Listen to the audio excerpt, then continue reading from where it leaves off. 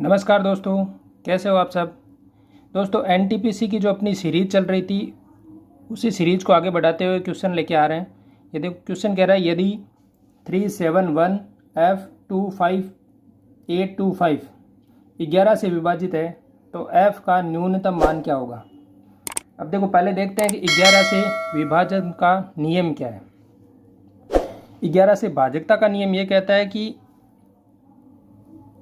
सम स्थानों पर संख्याओं का योग उनमें से विषम स्थानों पर संख्याओं को योग को घटा दो और उन दोनों को घटाने के बाद या तो 0 होना चाहिए या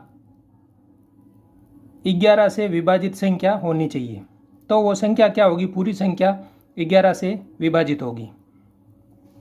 देखते हैं, देखो कैसे। 5 8 विषम विषम आ गई, फिर F नहीं होगा 1 होगा, फिर 7 नहीं 3, इन सब को जोड़ना है। तो 5 और 8 13, 13 और 1 14, 14 और 3 17। अब इनमें से घटाएंगे क्या, 2 F और 7, 7 और 2 9 और 9 प्लस F घटाना है। ये होना क्या चाहिए, या तो 0 होना चाहिए या 11 होना चाहिए या 22 होना चाहिए, कुछ ऐसा होना चाहिए। ठीक है, तो हम देखते हैं आगे। देखो 14 में से 9 जाएंगे तो 5 बचेंगे प्लस F। अब देखो F की वैल्यू क्या होगी। अब ये कह रहा है न्यूनतम मान होना चाहिए, मतलब या तो यहाँ 0 होगा, 0 होगा तो यहाँ पर क्या होगी, F की वैल्यू -5 रखेंगे। लेकिन अपने को धनात्मक संख्याएं लेके चलनी है, क्योंकि यहाँ -5 तो मैं रख नहीं सकता, कोई एक अंक रखूँगा। और वो अंक क्या हो सकता है कि यहाँ 0 तो पॉसिबल है नहीं। अब 0 पॉसिबल नहीं है तो क्या करेंगे, हम लिख सकते हैं 11 लाने के लिए हमें क्या चाहिए होगा, 6 अंक क्या चाहिए होगी। मतलब F का मान क्या हो जाएगा, 6। क्यों, 5 + 6 हम करेंगे तो वो क्या मिल जाएगा, हमें 11 मिल जाएगा। तो न्यूनतम मान क्या आ गया, F का न्यूनतम मान आ गया अपने पास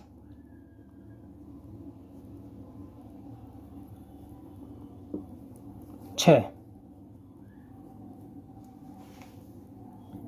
अगला सवाल कह रहा है कि एक 28 सेंटीमीटर व्यास वाले अर्धवृत्त की परिधि है। देखो पहले तो उसने व्यास दिया है, तो व्यास से हम क्या ज्ञात करेंगे, त्रिज्या ज्ञात करेंगे। जब व्यास 28 सेंटीमीटर है तो त्रिज्या क्या हो गई, व्यास की आधी, तो यहाँ से हमें त्रिज्या मिल जाएगी 14 सेंटीमीटर। अब अगर बात होती पूरे वृत्त की तब तो हम सीधा लगा देते, वृत्त का सूत्र, परिधि का सूत्र था 2πr, जो ये वृत्त की परिधि है। लेकिन ये कह क्या रहा है, अर्धवृत्त। और अर्धवृत्त की परिधि में एक ट्विस्ट आता है, वो क्या है कि देखो अर्धवृत्त में हम सब क्या करते हैं कि जनरली 2πr निकाल के उसका आधा कर देते हैं, परिधि हो जाएगी आधी। लेकिन आधी नहीं होती है परिधि। अर्धवृत्त की परिधि का मतलब ये तो पूरी आधी, यहाँ से यहाँ तक की तो हो ही गई। इसके बाद में ये जो ये वाला मान है ये भी अपने को ज्ञात करना पड़ेगा। इसे कैसे ज्ञात करेंगे, ये अपने पास सीधा क्या मिल जाएगा, ये व्यास हो जाएगा। क्योंकि ये केंद्र हो गया तो ये भी त्रिज्या, त्रिज्या तो यहाँ से क्या मिल जाएगा, व्यास। मतलब परिधि के आधा प्लस व्यास और जोड़ेंगे तो वो क्या मिलेगी, अर्धवृत्त की परिधि मिलेगी। मतलब अर्धवृत्त की परिधि का सूत्र है πr + 2r, जो ये 2r क्या हो गया, व्यास। तो यहाँ से पाई की वैल्यू 22/7, r की वैल्यू आपके पास है 14 प्लस 2r की वैल्यू रखो या फिर डायमीटर व्यास रखो, वो क्या है 28। ठीक है, 7 से 14 2 बार, ये 22 का 2 से गुणा 44, 44 और प्लस 28, 8 और 4 12, हाथ की 1, 4 2 6 और 1 7। फाइनल आंसर क्या आ गया, 72। अब मैं सेंटीमीटर लिखूंगा या मीटर स्क्वायर, सेंटीमीटर स्क्वायर लिखूंगा या सेंटीमीटर मीटर या मीटर स्क्वायर, क्या होगा, है किस में, सेंटीमीटर में। परिधि सेंटीमीटर में ही आएगी तो सिर्फ सेंटीमीटर ही होगा। अगर क्षेत्रफल पूछा जाता तो यह सेंटीमीटर स्क्वायर आता, मीटर में होता तो मीटर लिखते, मीटर क्षेत्रफल पूछते मीटर में तो मीटर स्क्वायर होता। लेकिन अपने पास सेंटीमीटर ही है तो हमें आंसर भी किस में देना है, सेंटीमीटर में ही देना है। अगला सवाल है, दो संख्याओं का अनुपात 4:5 है। यदि दोनों में से 5 घटाया जाता है तो नया अनुपात 3:4 बन जाता है। बड़ी संख्या ज्ञात करो।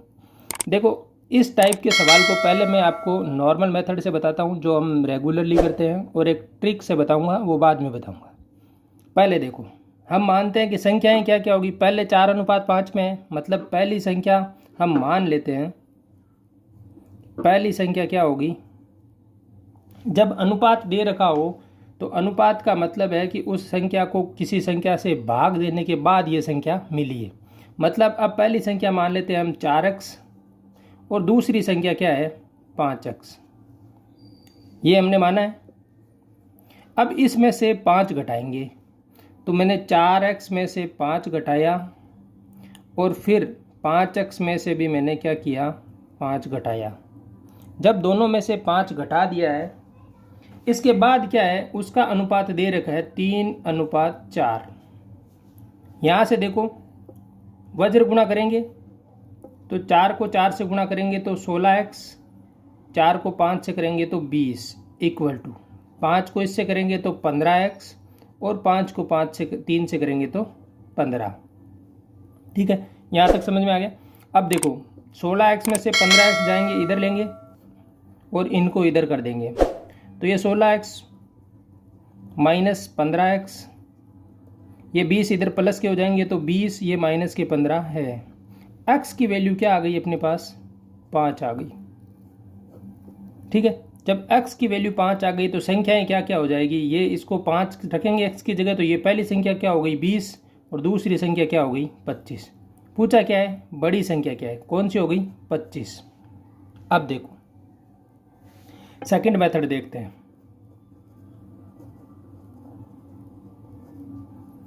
सेकंड मेथड में देखो पहले क्या है अनुपात 4:5, इसी का शॉर्ट फॉर्म है, मतलब इसी के कुछ पार्ट हम खा जाते हैं उसमें, और वही ट्रिक बन जाती है अपने आप ही।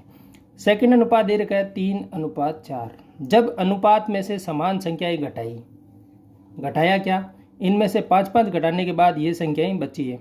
अब देखो जब समान संख्या घटाई और अनुपात में भी समान अंतर मिला, देखो ये यहाँ से ये जा रहा है तो क्या हुआ 1 कम हुआ है, और यहाँ से भी क्या हुआ है 1 कम हुआ है। मतलब जो संख्या घटाई उस संख्या का हम अनुपात में मान लेते हैं कि 1 के बराबर क्या है वो 5 है। मैंने 5 घटाया था, लेकिन असल में घट क्या रहा है 1 घट रहा है, तो जो 1 घट रहा है उसकी वैल्यू 5 आ गई है। तो यहाँ से सीधा हमें ये जो x की वैल्यू हमने निकाली थी वो यहाँ सीधी मिल जाती है कि 1 की वैल्यू 5 है। तो नई संख्या क्या होगी, इनमें 5 से गुणा कर देंगे, 4 की वैल्यू 20 हो गई और 5 की वैल्यू 25 हो गई। बड़ी संख्या पूछी है तो ये वाला आंसर हो जाएगा, छोटी पूछते तो 20 आंसर हो जाता।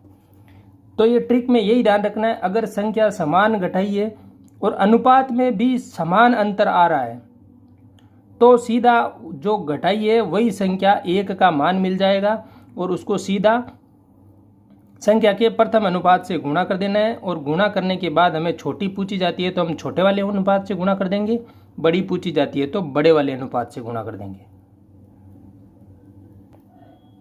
अगला सवाल कह रहा है कि गुणनखंड कीजिए। एक समीकरण दे रखी है द्विघात, और उसमें कहा है कि इनके गुणनखंड कीजिए। दोस्तों गुणनखंड करने के लिए पहले तो इन दोनों को आपस में गुणा करना पड़ेगा।